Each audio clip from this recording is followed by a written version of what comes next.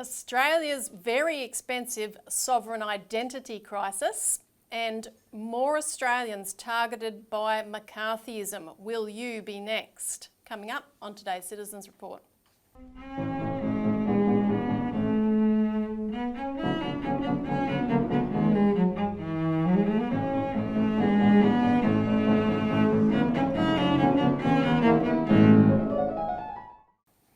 Welcome to the Citizens Report for the 20th of April 2023. I'm Elisa Barwick. Joining me today is Citizens Party researcher Richard Bardon. Welcome. Thanks, Elisa. We've got a bit to talk about on today's show. We're going to touch first on what Penny Wong had to say at the National Press Club this week. It's a pitched battle between her and Mr Keating. You'll soon know which side we're on. And then we'll talk about an update to last week's show where we talked about Australians that are being targeted and in fact tortured under national security laws, and we've got a new case of that already since that last show. Now, don't forget to hit the like button, subscribe and ring the notification bells to be alerted of new shows coming out and new material, and share this as widely as you can so that the word gets out.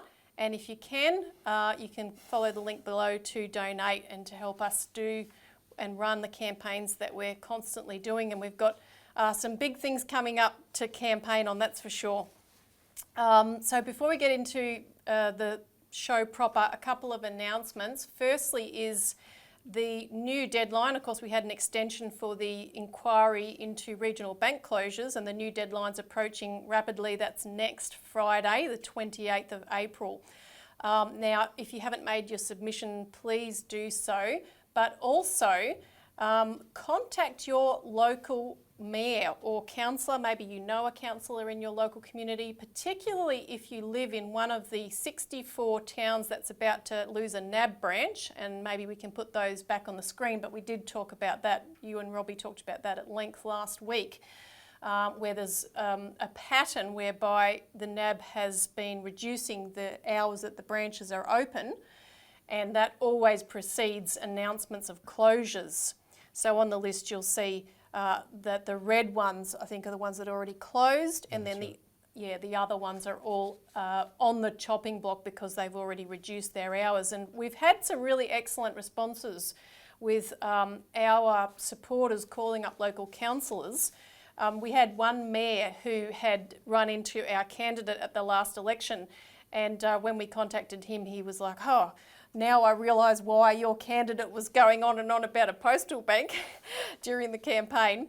Another mayor also recalled meeting with one of our activists months, maybe a year back. We've had great interest from councillors in city areas, including from Adelaide, Sydney and Melbourne, who are either very keen or have already or are in the process of putting up a motion regarding bank closures, writing to the government to protest this, or are engaging in activity to interact with the inquiry. Yeah, lots of good responses. There's a mayor in WA who's going to take it to the local government association. Also, Robert Barwick did interviews in regard to these 64 planned closures that are looking likely from NAB, with radio stations in Burke and Narromine, and also on TGB today. Bendigo are also reporting closures. There's articles that have come out on that. Send us, if you've got other examples, please let us know, because of course APRA, that should keep a tab on all of this, doesn't do so. In fact, hides it all. Yeah, and that includes in the suburbs, because as we said, this is the inquiries, because of the blatant way the banks are doing this in the regions, is why it came up there in the Rural and Regional Affairs and Transport Committee, but it is a national issue. I mean, yes, suburbs, inner city suburbs, some of these councils that have already passed these resolutions, because the banks are doing it everywhere. It's just more noticeable out in the bush. Yeah, and we need to impinge on that inquiry and the Parliament as a whole, that this needs to be extended to the whole country. Now, another major bit of news from today, just to preface the rest of what we'll go through, and we'll talk about this more next week, but as people would have heard in the news, the Reserve Bank of Australia Review put out their final report today and recommendations, and it is absolutely stunning. because they have basically done exactly what we told them not to do. You know, we've been pushing, and a number of senators from One Nation, the Liberal Party, the Greens have been raising in Senate hearings the necessity for the RBA to be dictated to and directed by the government, that instead of, you know, running up asset bubbles in a time of crisis, they could be directing funding into building the nation.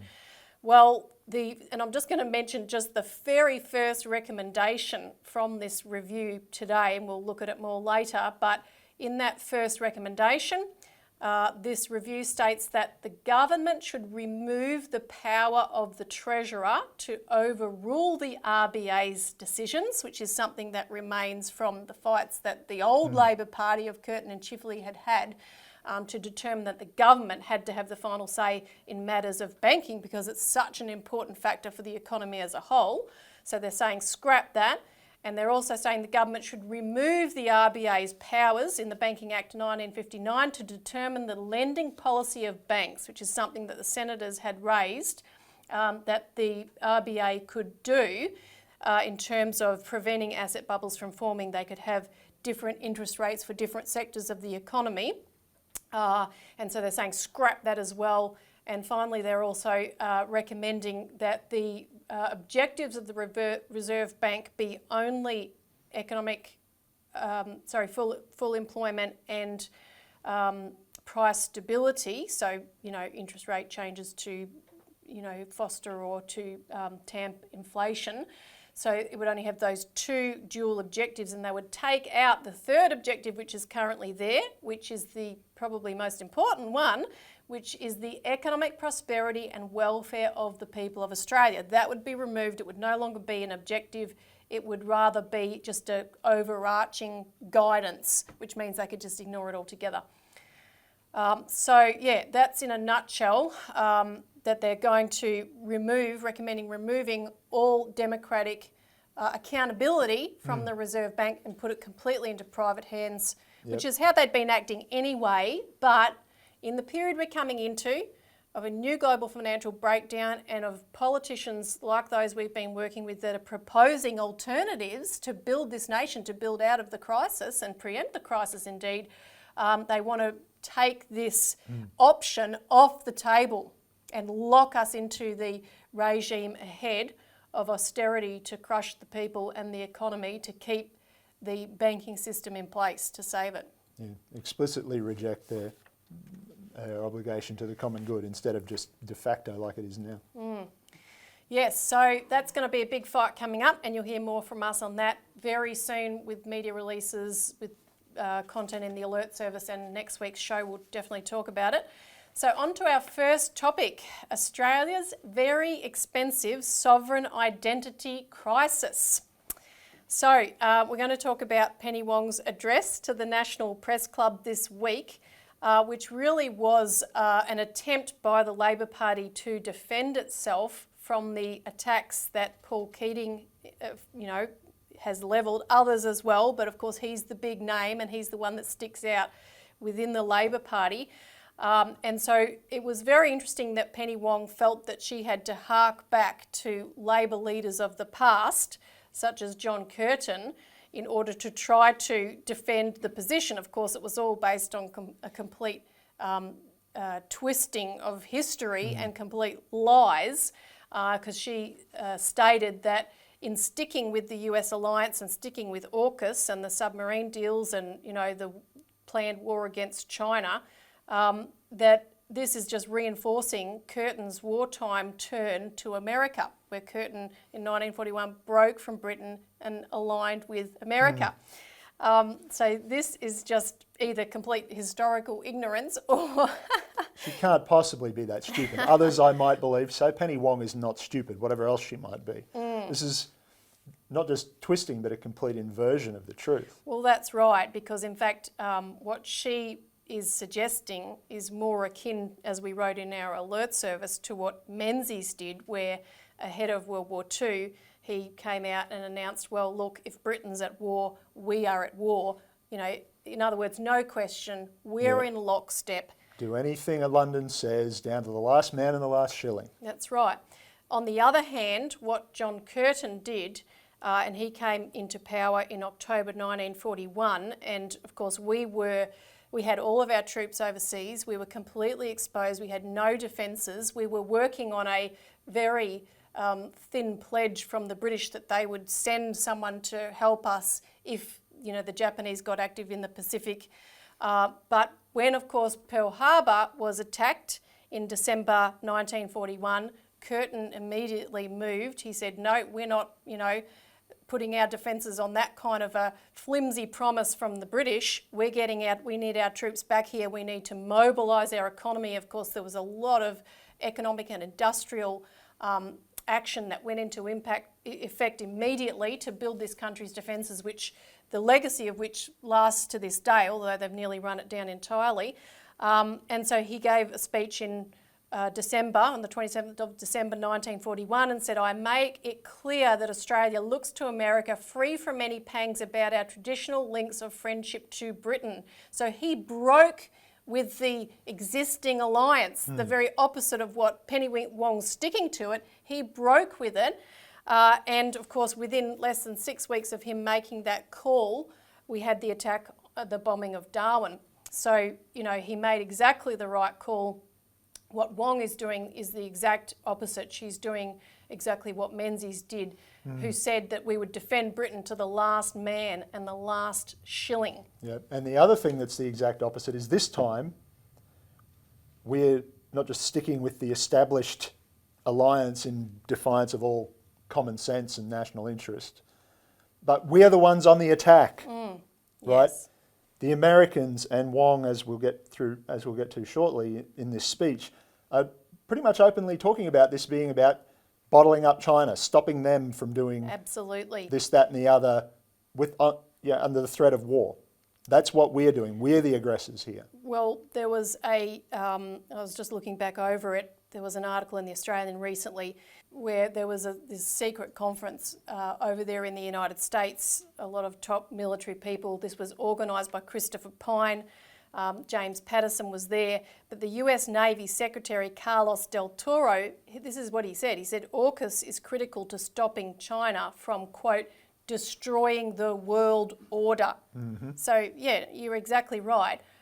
We are the aggressors here, and we somehow think and have, imagined this world up in which China wants to, destroy the world order. Now, they want a new order, and we're going to talk about that shortly, but they want an improved economic and diplomatic order in which countries like they and like Russia are not excluded from the rules of the game for, having different ideas. Yeah, what they want is what the UN and related mechanisms, the Bretton Woods international exchange system and so on, was supposed to be but never really became.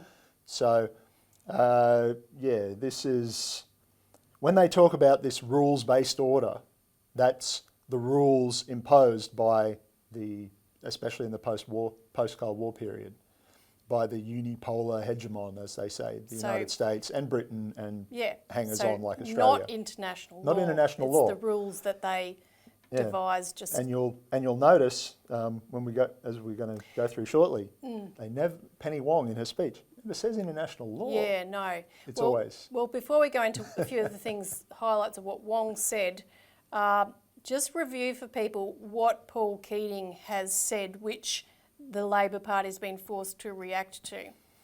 Yeah, so shortly about 6 weeks, I think, after AUKUS was announced back in late, because it was announced in September of 2021, and in November then Keating came out of retirement, as it were, 20 years since he'd been at the National Press Club, and he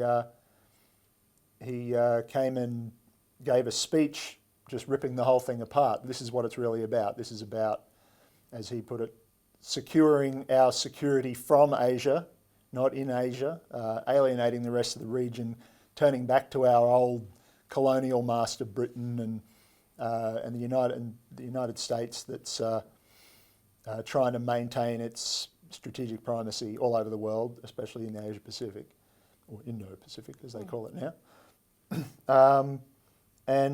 Saying none of this is going to work anyway, and in the meantime we're making an enemy making ourselves the enemy, effectively, of the whole region, the whole neighbourhood. We're creating a danger for ourselves Yeah. by acting this way. Whereas what he had done, and as our viewers will know, we have a lot of disagreements, to put it mildly, with Paul Keating on a lot of things to do with economic policy and privatisation and neoliberalism in general. I mean, he's the guy who brought it in. All the liberal policies that were too radical for the old school liberals like Fraser. But on defence policy and foreign policy, he was the last Prime Minister ever to have anything approaching a plan for Australia to be actually sovereign and make our own decisions. Yep. And not just blindly follow the Americans and the British into whatever misadventures they got into. He signed the Strategic Cooperation Treaty with Indonesia. There was a plan to get Australia into ASEAN. All these sort of things, like not just an idea, but an actual plan. And of course, Howard wrecked all that, and off we went to Afghanistan, and Iraq, and all the rest of it. So, and then after this month, when was this? So just over a month ago, when they announced the AUKUS submarine deal, the first pillar of this Australia, UK, US security agreement, so-called. He made another speech going after all of the nonsense in that as well about it. You know, we're beggaring ourselves to support the American nuclear submarine industry because they can't afford to build their own. So we're going to pay for it on the hopes that they eventually find a few for us, which will be out of date by the time we get them. And it's, in the meantime, it's all about gearing up, making Australia the forward operating base for a war with China that no one else in the region wants, even Japan. No. Their economy is as dependent on China as ours is. Yeah. And just, again, tore apart the whole policy. Just says this is not in the national interest. This is not going to provide security anyway. And we're on the hook for 308, they say 380 billion, I should say, dollars. Well, good luck with that. That'll be the bare minimum. Yeah. And he also went after these defence and military industrial complex funded bodies like ASPI, the Australian Strategic Policy Institute, and the liberal and the neocon sympathiser, imperialist, basically intelligence apparatchiks that the Morrison government had installed, and Labor kept them all. Whereas if there had been any intention to change policies, they would have cleaned them out, as Keating, in Keating's words. Clean them out. He said the nutters are in charge of the asylum. Yeah, as he's said a number of times. Penny Wong, for all her piety of, we're doing this for all the right reasons, it was very, very clear that this was all about generating consent for this AUKUS $370 billion sub-deal, as is everything, and all the propaganda and all the McCarthyism that's coming up right now, all the media activity around this subject. So she talked about averting war and maintaining peace and how we shape this region to reflect our national interests and how those interests lie in a region that operates by rules, standards and norms. And that's the bit I was thinking not of. International rules, law. Standards and norms, not law. No, exactly. Not the equal application to everybody of agreed international law that we've signed on to, that the Americans have mostly signed on to. Everybody else has. No. Rules, our rules. Yeah. Or the Americans and British rules that we've made ourselves voluntarily the champion of. And norms, that is status quo, practice as usual. So we're the ones who get to go gallivanting around the world, rampaging around the world, destroying other people's countries. That's right. Because that's the norm now. We need to keep and we need to keep it that way. Right in that system. That's what she's saying. Yeah, no, exactly. And she went on to say, this is about how we contribute to the regional balance of power, right? So it's about power, politics. And again, listen, the words are important, that keeps the peace by shaping the region we want. In other words, if the region isn't shaped the way that we want, Yeah. then what's the opposite of peace? Yeah. See, But we can't. she's lying, but she's also not. Yeah. Like I said, this person is not stupid. No. This is a very dangerous sophist we're looking at here. Then she says strategic competition is operating on several levels, domains that we might prefer to separate: economic, diplomatic, strategic, military, all interwoven and all framed by an intense contest of narratives, which is true in as far as it goes, that these domains are all interwoven, and we'll show that on the other side, the good side of developments, in a minute.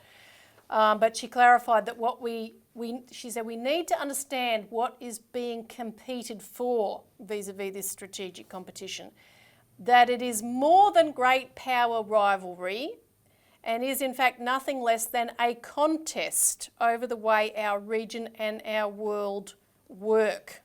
World. Right. So she keeps going on multiple times in this speech. Oh, we don't want to force anyone to make a binary choice. We don't want to make a binary choice. But then saying that we already have, and you, the rest of the Pacific family as they like to call it, you have to make the same choice or we're going to war. Yeah. So, and we probably are anyway. Now, Keating's response to this, in turn, was interesting, and because she was asked a question about, Keating, the first question that came up, obviously pre-planned after the press conference address. Dorothy Dixer. And, she reduced it to a personal kind of attack, which is what, they prefer to do when they don't want to really take on the real issues. But Keating responded in turn saying, I didn't expect anything more than platitudes. Yeah. And, she didn't even attempt, he said, any kind of resolution or solution that would suit both sides, which is what diplomacy's about. We didn't have any actual policy content at all besides blindly going on doing what we've been doing. And he said that never before has a Labor government been so bereft of policy. Yeah, or of policy ambition was the last phrase in that sentence, I remember. And his statement is available multiple places online, including Pearls and Irritations, the public policy journal that the former public service boss, John Menadue, administers. Yeah.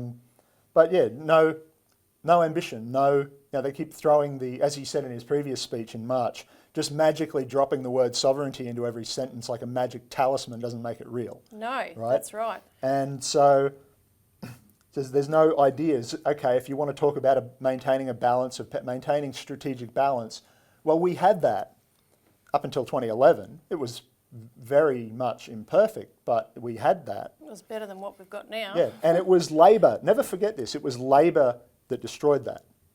It was the Julia Gillard Labor government, in which all of the current top leadership of this Labor government were either senior cabinet members or at least outer cabinet ministers, and a lot of these current crop of MPs were staffers to the people who were in charge back then, who aren't in the game anymore, at least officially. So, including Mr. Chalmers, the Treasurer, who's trying to find ways to pay for all this by cutting the guts out of everything that Labor says it stands for. Yeah. So, and I'll just add to that picture with Keating's comments that we wrote up last week in the alert service the fact that in New Zealand there's been quite a strong reaction against AUKUS and the danger it represents for this region, with people from the former National Prime Minister Jim Bolger to Labor Helen Clark, MPs from the Nationals and the Greens, really strongly opposing AUKUS. So this is important, and this is going to build what Wong is dredging up here. It's all old balance of power politics. It's the old system which, if she hasn't noticed, is dying on the vine. I mean, unless she's either in complete denial of reality or, perhaps she has been like that Spanish woman that's just been 500 days in a cave who came out and didn't even know there was a war in Ukraine. She was in a cave in Russia. Oh, okay. I don't know where the cave was, but anyway, you know, that's what it seems like, because the complete denial of reality of how the world has changed, particularly since the sanctions on Russia have indicated to the majority of the world's nations and hosting the majority of the world's populations, known as the global majority or the global south, have realised, okay, we could be excluded from this financial and economic order at any point, and not just like Russia. Yeah, and not just with the sanctions and all of that, which they've been doing since long before there was any suggestion of a war anywhere. That's right. And also on China, that the Trump administration was trying to do, and it just always blows up in their faces, but all they know how to do is double down. But seizing foreign currency reserves. Oh, we decided we don't like your government, so we'll declare someone else the president, Venezuela.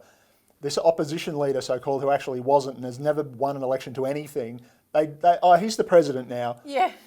Juan Guaido, random Guaido, as some people called him. So, well, if you won't put him in charge of your government, we'll just seize all your foreign currency reserves and steal the funds of the accounts of your state oil company that we can get hold of in US banks because they're there trading oil on the world market in the US dollar, right? They did it to Afghanistan when they pulled out under Bardon just not long ago. We'll confiscate all of your foreign currency reserves and starve your people because we love them so much. And everyone else around the world is going, well, if you're just going to go and do that, you can do it to anyone. Well, we're getting out of this system. This Big surprise. That's their declaration. This is our rules-based game, and you ain't changing the rules, and that's what Penny's defending here. But we want to talk about how a new order's taking shape around them, despite they can be kicking and screaming and stamping their feet like Rumpelstiltskin. This isn't real, but it's real and it's happening, and there's no winding the clock back.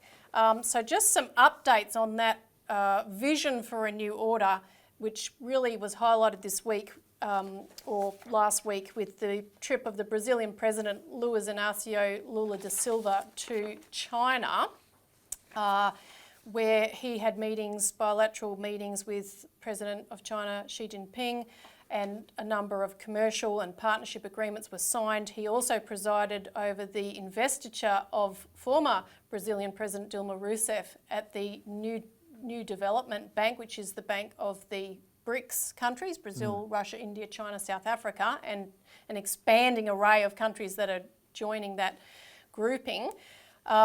Lula made clear before he even went that Brazil wants to create a strong foreign policy front as an international protagonist in fighting for a fair and just economic order that weighs all countries equally.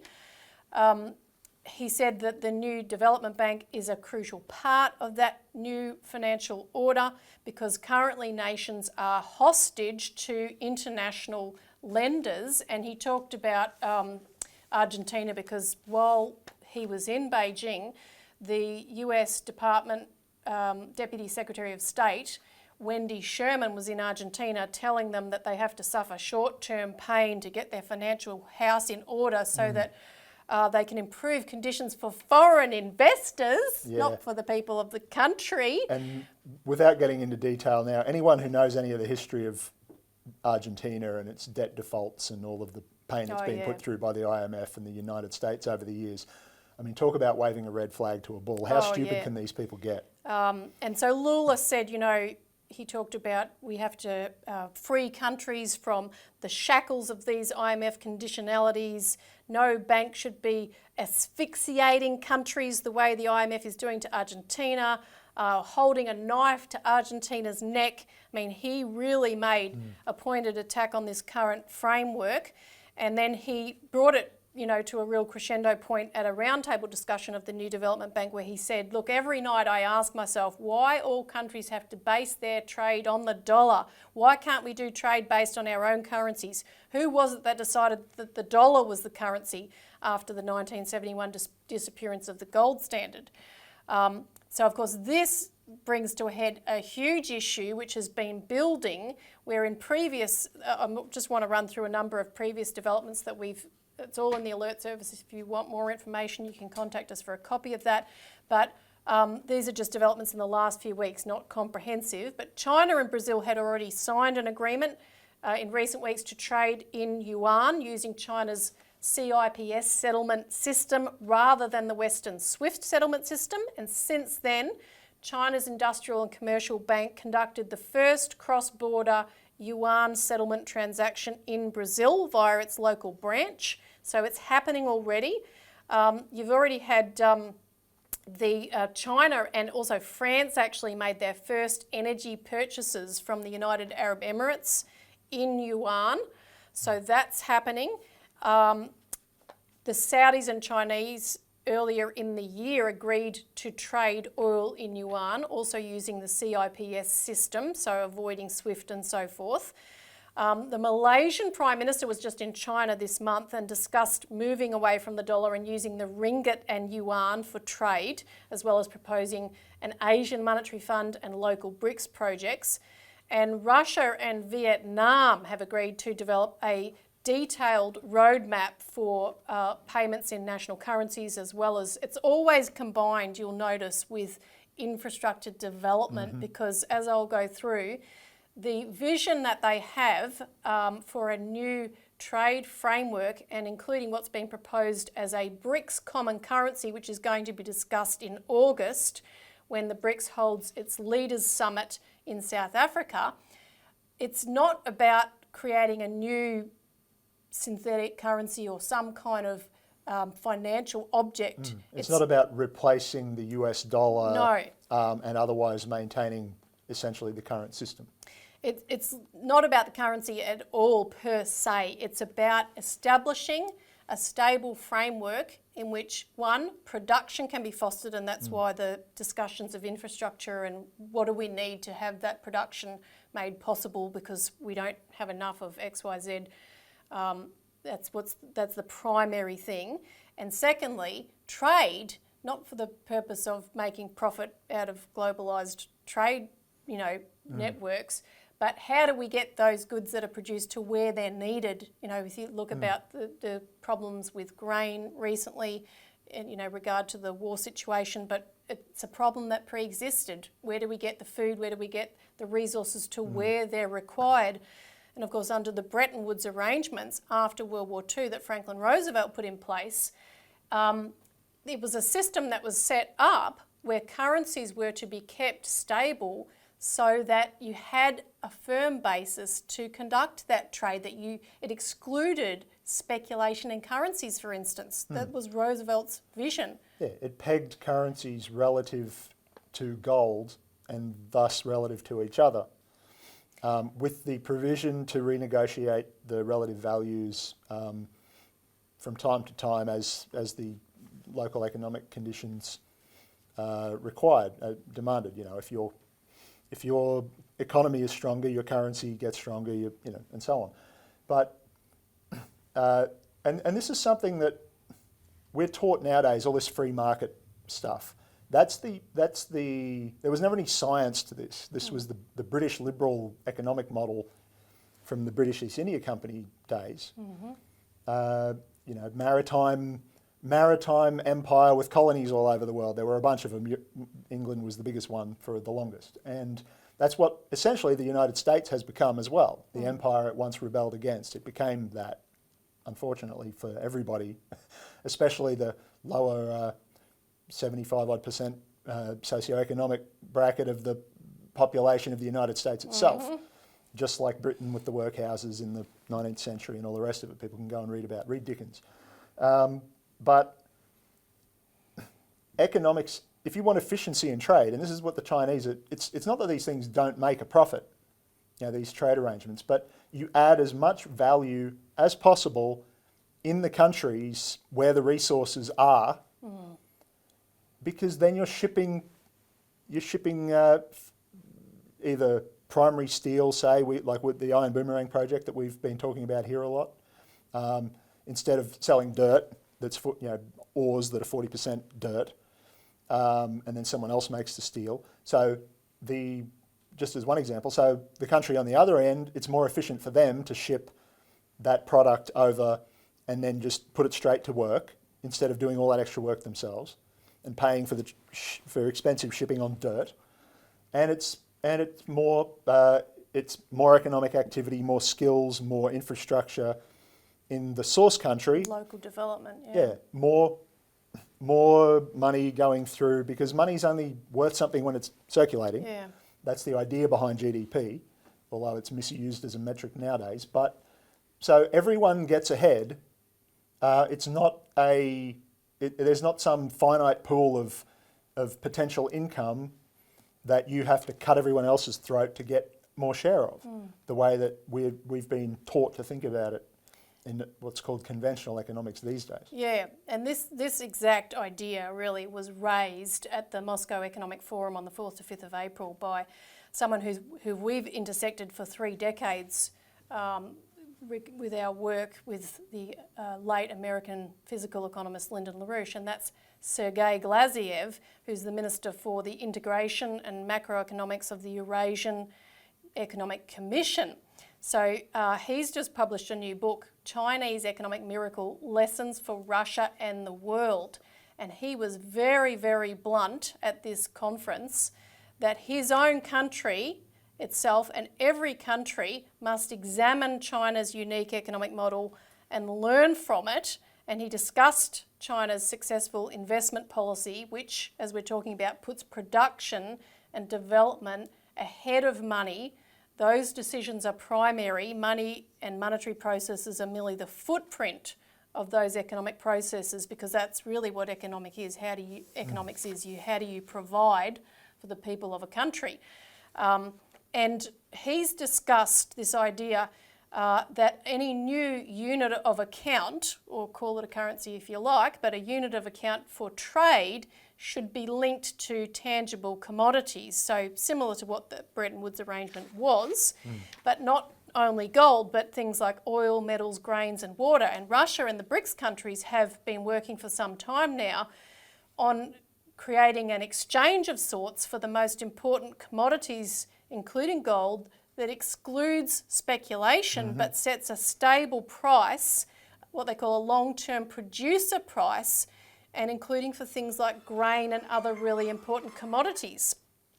So that, for trade purposes, you have that stability, that you're not going to have speculation come in to wildly change the prices. Yeah, no more paper barrels, as they call yeah. them. JP Morgan, I don't know what the stats are now, but JP Morgan Investment Bank in America for many years was the biggest trader in oil, and it never actually bought a single physical barrel of oil. It was trading futures and paper basically, or theoretical paper, digital equivalent of paper. Goldman Sachs was the same with various metals, industrial metals, aluminium, copper. So they're cutting all of that out. So, useless overheads that are just financiers finding ways to eat everyone else's lunch without doing any actual work themselves. And by cutting all that out, you're doing another really critical thing, which is, taking apart the entire global speculative financial bubble that's about to burst and crush us all anyway. So it's a crucial factor. But you can read more about this in the alert. There's an article about how we can have a new Bretton Woods of sorts, particularly I think with this conception of Glaziev, because when he says go back and look at what China's doing, China, as we've written extensively in the past, developed its system by looking around the world and taking the best of the best that they could determine. And a big chunk of that was based on American policy after the War of Independence of Alexander Hamilton and his national banking policies, as also Australia's Commonwealth Bank was modelled on. So I think that's a basis to bring nations together, that the US could be brought to an agreement with countries like China and Russia if we were to get them on the same page in regard to that kind of economic policy, which at a certain point there's going to be no avoiding due to the fact that this current system is not long for this world. So I think we'll stop there and go on because we want to leave plenty of time for our next topic, which is more Australians targeted by McCarthyism. Will you be next? Now, last week, Richard, you and Robbie talked at length about this Australian pilot who was locked up for training Chinese military pilots in South Africa. Dan Duggan, maybe you just want to recap for people that didn't watch that show what that story was about briefly. Yeah, just basically a completely normal, above-board business operation, flight training academy for test pilots in South Africa, where this gentleman, Mr. Duggan, was he's a former US citizen, retired United States Marine Corps military pilot, and fighter pilot, and he and a bunch of British and other nationalities pilots were training people at this flight school from all over the world, including apparently some from China. And there was nothing against the law about it in any country, except that the US says that this particular thing that he's supposed to have done, teaching techniques to land on aircraft carriers, falls under their defence, their Arms Export Control Act, and he didn't get permission, so therefore it's illegal, and then therefore everything that he did in relation to that is also illegal. But it's none of it's illegal under Australian law, so he shouldn't actually be able to be extradited from Australia to the United States like they're demanding. But of course our government, being the lapdogs that they are, they just said, yes sir, and they've thrown this guy in solitary confinement, freezing cold conditions, no heating, no blankets. It's real, the stuff that we're told goes on in supposedly authoritarian countries, whether it actually does or not, and they're doing it to people, our own people here. Yeah, this guy's an Australian citizen. We're going to talk about another example today, which is what this show's topic's about.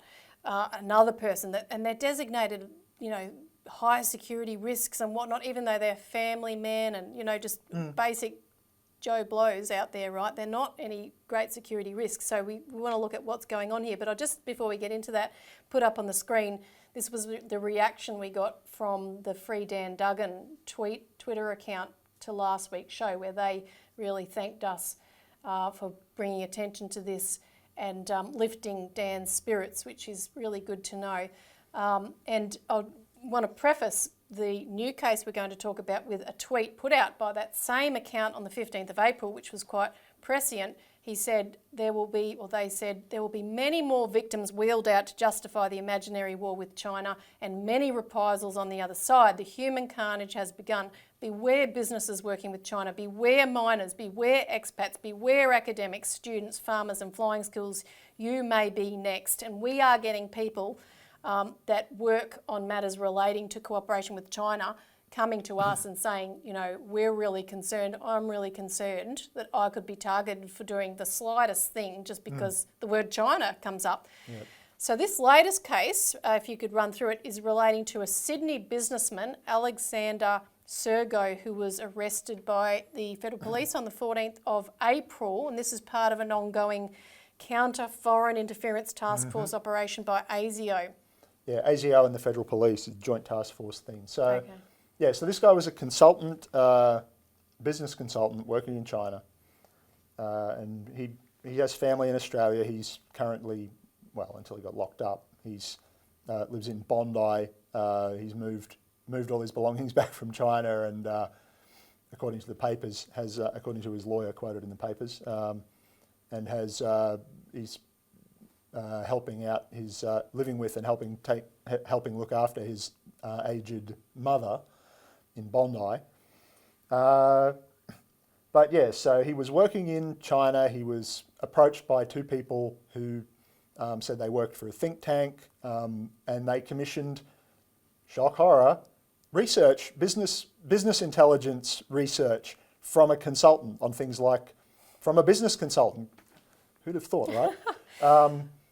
On things like, they're spinning it as things critical to our national defence, but it's things like lithium mines. Like if you're a business oriented think tank in China, where did the Chinese buy most of their raw materials that they don't produce for themselves? and all of these sorts of things, right? So lithium mines, they wanted to know about the public response to the details about the AUKUS deal that we were talking about before. Because of course they did, because these things affect business, right? And so anyway, things in that vein. ASIO says that this was reckless foreign interference, that these two people are actually Chinese government agents, intelligence Ministry of State Security agents of some description. The full details haven't been released. This is just what's come out in the papers, in the public, what's been allowed out in public in the courts and so on. There was an arraignment hearing the other day. So supposedly, this guy's research recklessly endangered Australia's national security by giving, you would think, secret information, privileged information at the very least, to Chinese government agents, except that they met him in cafes, sometimes otherwise empty cafes, because, well, maybe... And he said, this is how things happen in China and a lot of other places, probably including here. Someone quietly slips the cafe owner a few $100s to keep everyone else out of your little room that you're in so that you can have a private discussion, these sort of things. Like, this is not unusual in a lot of places around the world. And but there's no secret information anyway. So all the information that he gathered for these two people that he was working for was all public? All public domain. This is completely ordinary, just what a business, consultant does. business intelligence company. This is their whole business model, right? You have a specialised area of knowledge, you do research in that area, you put together reports for people who pay you to do so. A lot of this stuff that he bases his reports on is Australian Financial Review articles, Lowy Institute. Actually do that, but they actually deserve to be there, a lot of them. But they jeopardise. They actually jeopardise Australian national interest on behalf of the United States, and so they're the good guys, apparently. They're following the rules. Yeah, they're following the rules-based order. That's all this guy did, and his lawyer, who's previously been prosecuted himself unjustly for supposedly endangering national security, Bernard Collaery, and that got thrown out. One of the very few decent things this Labor government did. Drop the previous government's charges against him over the East Timor business, spying on their cabinet and so on. He represented the whistleblower. Bernard Collaery, his name is. And so he just said, look, like I said, they can't release this information publicly until the court says they can, but it says this guy, Xiaogo, gave ASIO his passwords to his computer, said, check it out, and all the information is on there. It's all public information. He didn't have access to or even solicit from anybody and get turned down any secret information, any privileged information whatsoever. This is just a pure witch hunt. There's nothing to this. Now, he's being kept in solitary confinement with the lights on 24 hours a day. Yeah, well, that's what the papers say. It's one of these things. They put them in, they class you as a high-risk inmate, like protection, non-association. They've done the same thing to Daniel Duggan. Supposedly, the judge says, and this is how you can tell he's bought into all this McCarthyist nonsense as well, or just being told to play up to it, whichever way it works. I don't know the guy, but to judge his character. But saying, well, if we have to put him in effectively protective custody, can't give him bail to go back to his mother, who he's helping look after because she's nearly 90, because he's being exposed for, now that this has come out, then I'm sure there'll be people from China from the Chinese government who'll be interested in him not testifying. Like, he thinks they're going to have hitmen come to Bondi and whack this bloke like a mafia movie or some Cold War spy thriller because he wrote business intelligence research reports based on public information. And he says, if it was all public, why couldn't they do that? Well, maybe because they're not native English speakers and don't know the nuances of the Australian political and economic scene. I mean, why do you think people hire consultants? That's right. This whole thing is nuts. Yeah, and between this story, the Duggan story, and countless others, we're creating a climate here, a chilling climate, which is akin exactly to how this rules-based order we've been discussing was created in the first place after World War II. The McCarthyism in the United States, you know, the Reds under the bed, that whole mentality was critical to build a state of fear in order to usher in that rules-based system to trash the vision that we talked about that Franklin Delano Roosevelt had to rebuild the world, after, not just after the war, but to take countries under the heel of British colonialism and have this rising sovereignty of nations and development, because of course sovereignty has to be backed up by the economic development so that they can continue to assert that sovereignty, which is something Australia must come back to. Yeah, and that's what these laws were designed from the outset to do, and we wanted, and many other people did, the Australian Lawyers Alliance for one, off the top of my head, whose spokesman, at least back then, is also one of Julian Assange's prominent supporters, Greg Barnes. They warned and we warned that this is designed to scare anyone out of doing anything that might, with designated enemy countries, which is now primarily China, Russia also, whoever else we get told is the bad guy next Tuesday. And when this guy was arrested and before his name had even been published, the AFP went on a fishing expedition and said, oh, well, we believe other people have been in contact with these two agents, who they only gave their English first names they use, Ken and Evelyn, which is not uncommon in China and many other countries because a lot of English speakers can't pronounce their real names. So whatever. But so who knows who these people even are? And they're saying, oh, you better contact us in case, the implication being otherwise you might be on the hook next. This is a McCarthyite witch hunt. That's exactly what it is. Yeah, and you can read more about that story that Richard wrote up for this week's Australian Alert Service, which is our weekly publication, and it is available by subscription. And I will say stay tuned, because we will have more we're going to be talking about either in the next issue or the one following. The host of different private groups now that are coming out, including some former ASPI players that are getting ready to pig out at the public trough of money, military dollars that are being spun over this AUKUS deal. Again, more consulting fees, but it's all right when you do it with Americans. Exactly. So stay tuned for more on that and more that we'll have next week on the RBA story. Don't forget to write your submission. You've got till Friday. So go and do it right after watching the show, and then it's done. And don't forget to call your counsellor as well and let them know that they can make a submission and they can get others to do the same in the local community. So that's the show for this week. Thanks, Richard. Thanks, Elisa. Thanks for tuning in, and see you again next week.